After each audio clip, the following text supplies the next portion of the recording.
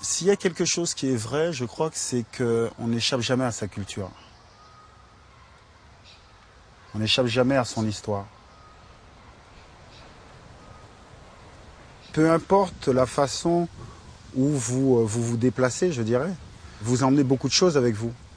Vous emmenez votre culture, votre spiritualité, votre langage. Donc c'est quelque chose qui est tout à fait normal qu'aujourd'hui, par exemple, des artistes de la diaspora africaine ont une façon de voir les choses, ont une façon de dire les choses, ont un rapport au monde qui est différent.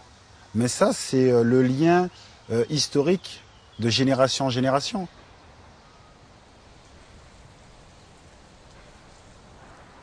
Moi, en fait, j'ai grandi aux Antilles. Donc j'ai grandi aux Antilles où 99% de la population est noire. Donc j'ai jamais eu de problème vis-à-vis de ma couleur. Mais quand je suis arrivé dans la région parisienne, j'ai compris qu'il y avait un problème.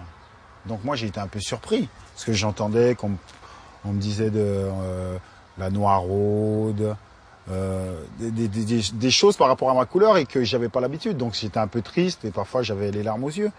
Et donc j'ai commencé à me poser des questions. Pourquoi ? Mais en fait, c'est simple à comprendre. C'est-à-dire que pendant des siècles, on vous a appris que l'autre était inférieur, l'autre n'était pas un homme. Donc, les sociétés esclavagistes ont été nourries de ça, de cette classification de race, où l'homme blanc est placé en haut, tout en haut, où l'homme noir n'est même pas considéré comme un homme. Donc, c'est pourquoi, souvent, je me dis que moi, j'en veux vraiment pas.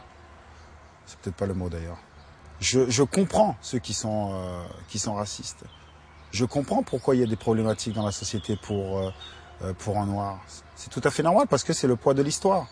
Et tant qu'on n'avancera pas, on ne décortiquera pas pour comprendre vraiment ce qui s'est passé pendant l'esclavage, on avancera très peu. Et pas rapidement en tout cas.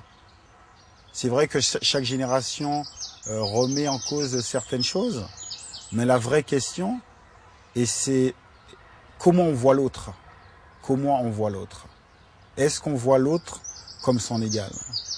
Est-ce qu'on voit l'autre avec un sentiment de paternalisme? De « Ah, mais sans moi, il ne peut pas s'en sortir.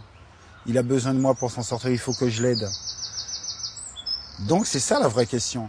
Et la question est d'ailleurs doit être posée des deux côtés. C'est-à-dire pour ceux qui sont de la diaspora africaine et que cette population bien précise a subi l'esclavage.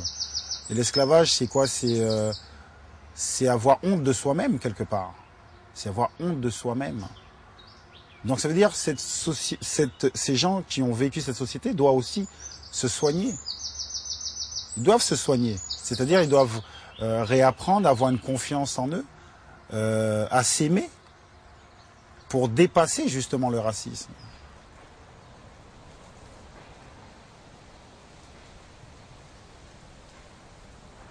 Pour faire une parenthèse, j'expliquais à mon fils qui un jour vient me voir et me dit qu'il a eu des problèmes à l'école espagnole avec un petit espagnol.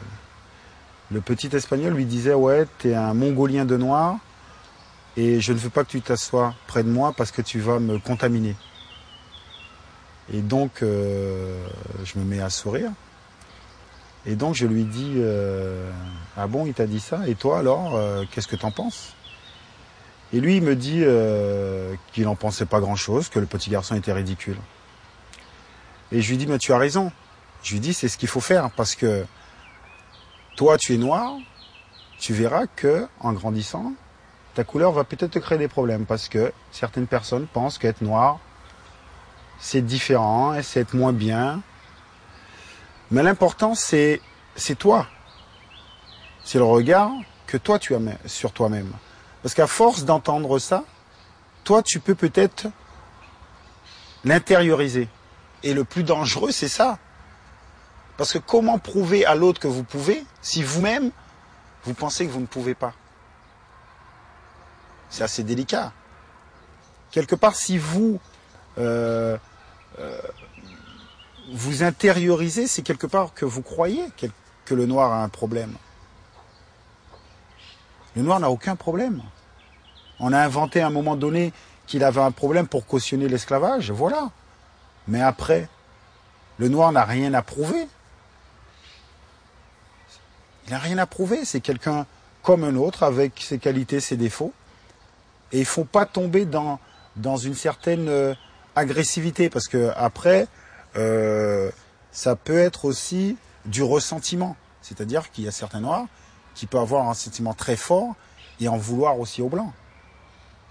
Et là, c'est un cercle infernal, on s'en sort pas. Je crois que ce qui est important, c'est d'avoir une réflexion sur l'histoire et comprendre cette histoire, pour justement trouver des clés pour dépasser. Et savoir que le racisme, c'est pas quelque chose, souvent je dis, qui est tombé du cosmos, c'est quelque chose qui a été intellectualisé, c'est quelque chose qui a été inventé. Donc il ne faut pas cautionner tout ça.